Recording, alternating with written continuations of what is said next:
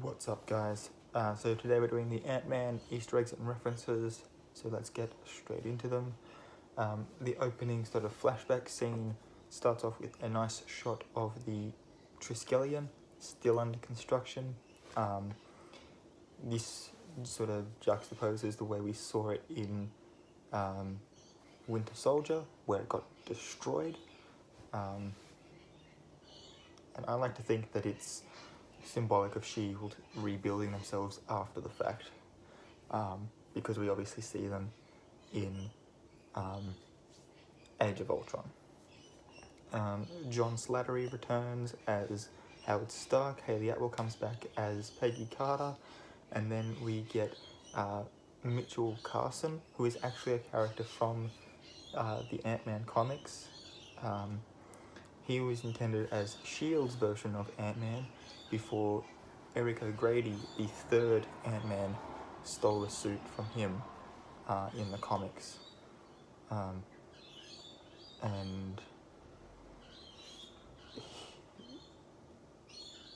this sort of foreshadows Wasp's sacrifice flashback scene. I think I had a thought there, and I can't remember what it was.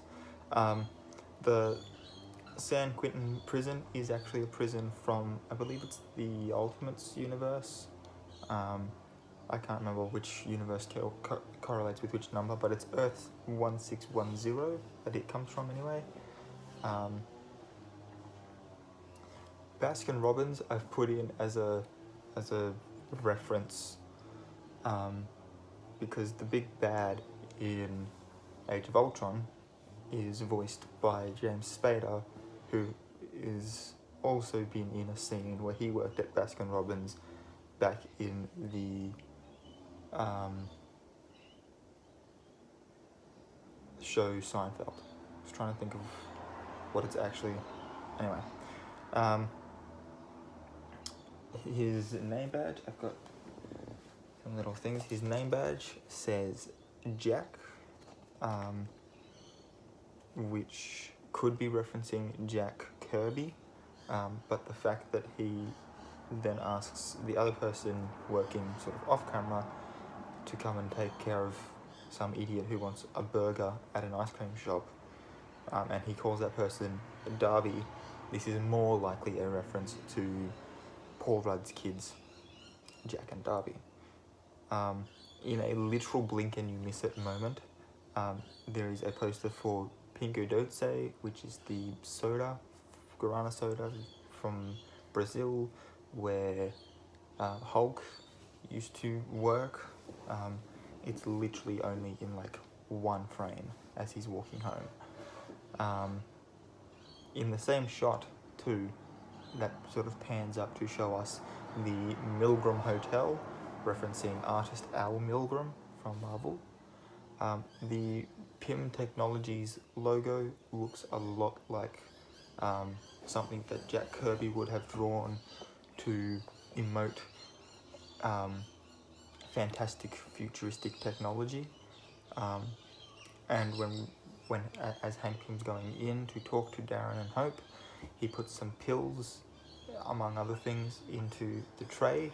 These are probably his personality pills, as in the comics he has multiple personalities, and sort of is very aggressive due to exposure to Pym particles, which he later explains can affect your brain chemistry. Darren Cross mentions Tales to Astonish, among other things, when he's talking about the Ant-Man and how it was supposedly a lie. Tales to Astonish is the comic book where Hank Pym's Ant-Man first appeared. This one was more or less just something that I sort of thought of. Hair. The bits on the walls in the room where they have the Yellow Jacket suit in the big round thing in the center sort of reminds me a lot of the TARDIS, because you've got this big sort of important thing in the middle, which in the TARDIS is the control panel and the sort of engine that you can sometimes see going up and down, and then they have round things on the walls as well. Not to mention that the TARDIS is bigger on the inside, and this is a movie that's literally dealing with changing size. So I kind of see that as a Doctor Who reference. The yellow jacket obviously is also the another name for Ant-Man that Hank Pym gives himself. Among other things, he's called himself Hornet at some point, or another Giant Man, Goliath. There's a whole bunch of other ones. The yellow jacket suit also looks like Eric O'Grady's version of the suit, complete with the mechanical arms, although in this case they shoot lasers. Cassie Lang, also later on in the comics, as she grows up, becomes a hero. Knowing that her dad was Ant-Man at one time, she sort of follows in his footsteps and becomes a character called Stature. I believe she can only grow in size and then revert to her usual size to begin with. And I'm pretty sure at some other point in the comics she calls herself Stinger. I could be thinking of a separate character though. That hideous rabbit that Scott gives his daughter as her birthday present is voiced by Tom Kenny, who also voices SpongeBob SquarePants. So there's SpongeBob SquarePants showed up in the movie. When Scott's talking about how ice affected the Titanic, and he said, "Look what that did. Look what it did to that." Louis says, "Yeah, it killed DiCaprio," obviously therefore referencing the movie and not the actual historical event.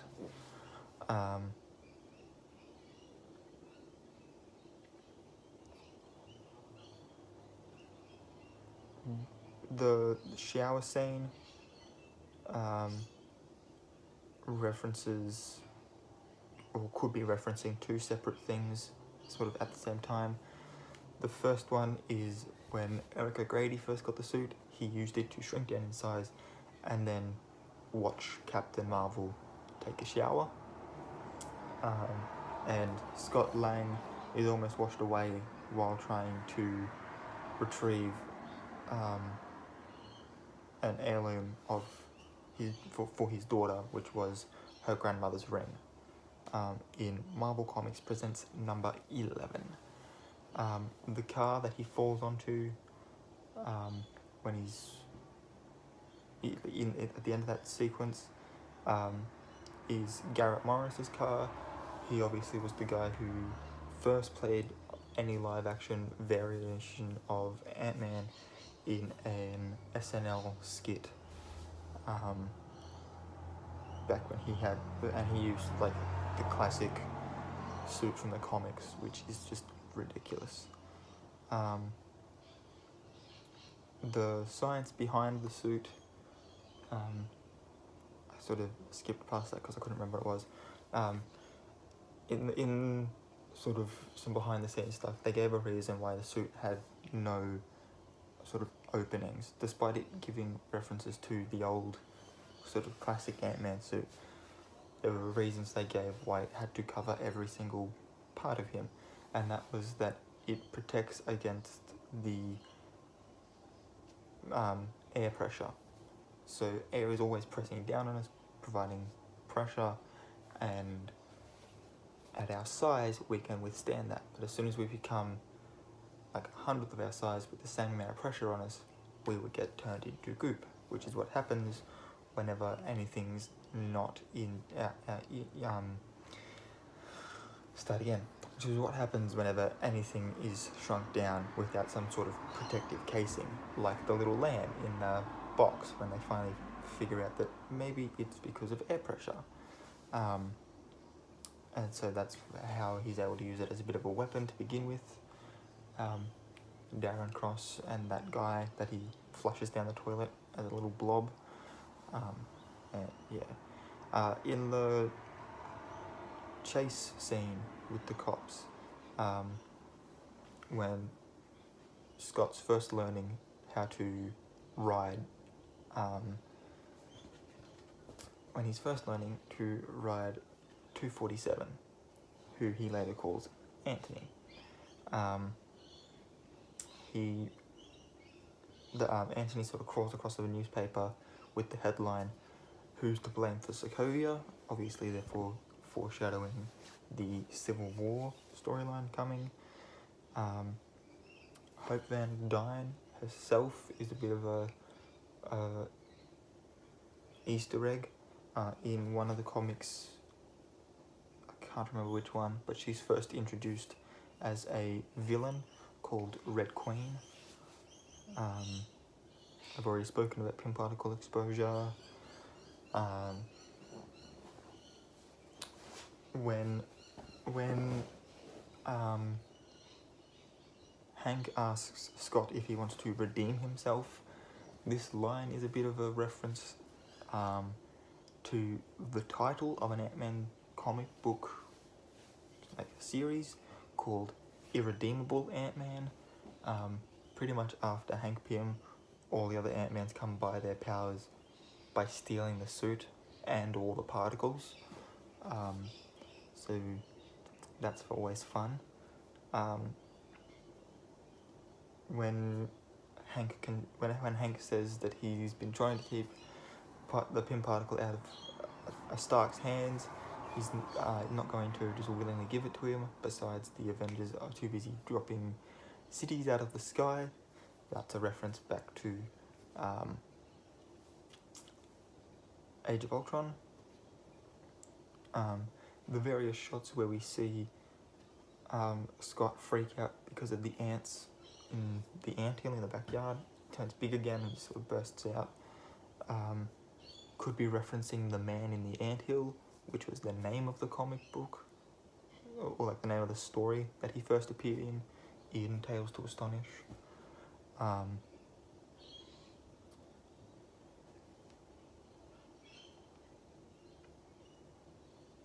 don't remember. I have a note written down here for Secret Invasion, and I can't remember what that is, like what the reference there is. I know that he Wasp sort of steals Bucky's comic book death, where he sacrifices himself with something to do with a Russian missile. And obviously that's how she sort of shrinks into the quantum realm. We get to see the new Avengers facility for the second time, and that's where we first get to see Falcon in his red and white suit, which is sort of more comic book accurate than what was in Winter Soldier, where it was just shades of grey. The red chair that Hope is sort of standing next to, it's been shrunk down and is sitting on top of like a fireplace or something, and this is while they're entertaining Luis and Dave and like those guys, is a reference to the comic books where Hank first used the pin particles on a chair before turning it on himself to shrink himself down. Luis is whistling despite being told not to, and he's whistling the tune It's a Small World. Disney's It's a Small World. The vault that has the Yellow Jacket suit in it has a 12-point verification system installed into it, giving us our number 12 reference.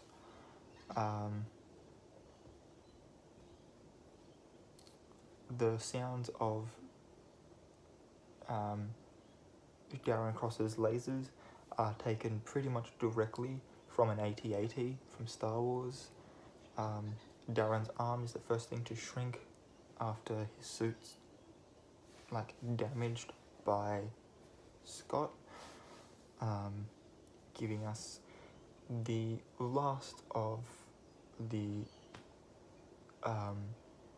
Luke Skywalker references, as this is the last Phase 2 film. We then get to see the Wasp sort of as a shadow, as lights flash as Scott shrinks down into the quantum realm. Then of course we get to the quantum realm, which in the comics is called the Microverse, and later on Doctor Strange will introduce us to a lot more of the multiverses. So here is effectively another dimension, except everything's just infinitely small. And floats, apparently.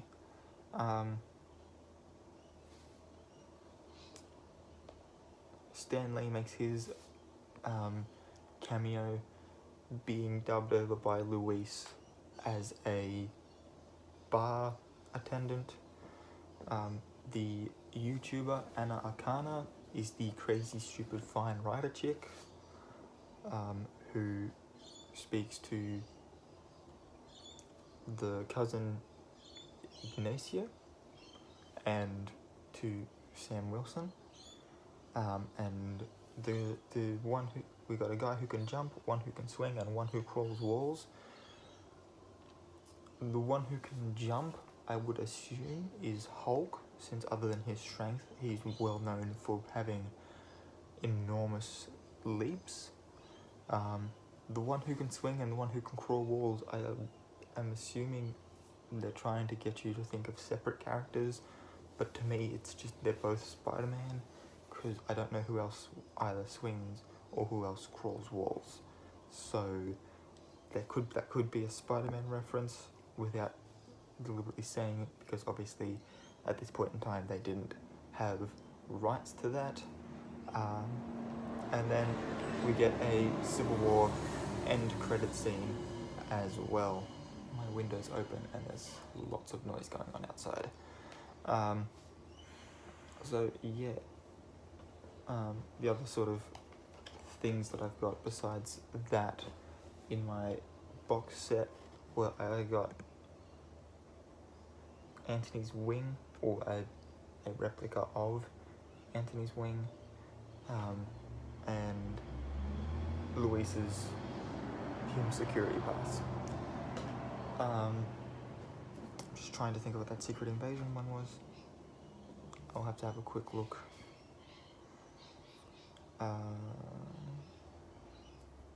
So, having had a very quick look online, the Secret Invasion reference that I couldn't remember what it was is actually that a similar thing happened to Janet in that storyline as what happened to her in the film.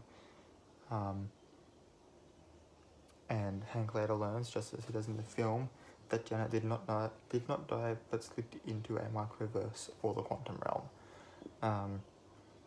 So her death in the movie is from by slipping into the microverse, is the Secret Invasion storyline, and the actual how it happens with the missile and stuff is a reference to Bucky's death, both of whom are technically sidekicks to sort of the more prominent character in that, Hank Pym obviously being the one who invented the particles that allowed them to shrink, and Captain America being the actual hero, with Bucky being his sidekick. So, very poetic, I guess. If you like this video, guys, please give it a thumbs up. Don't forget to leave me a comment down below if I missed anything. Or if you don't think something was an Easter egg and I'm just being crazy or whatever, let me know. And if this is your first time here, please hit the subscribe button, as I will be doing these up until Infinity War. Then I'll be doing a review of that movie. I can't wait. I'm really excited for that movie. And then after that, we shall just see how we go. I might do references and stuff for the Netflix shows or something. I don't know. We'll see. We'll see how we go. So until next time, guys, keep raising hell.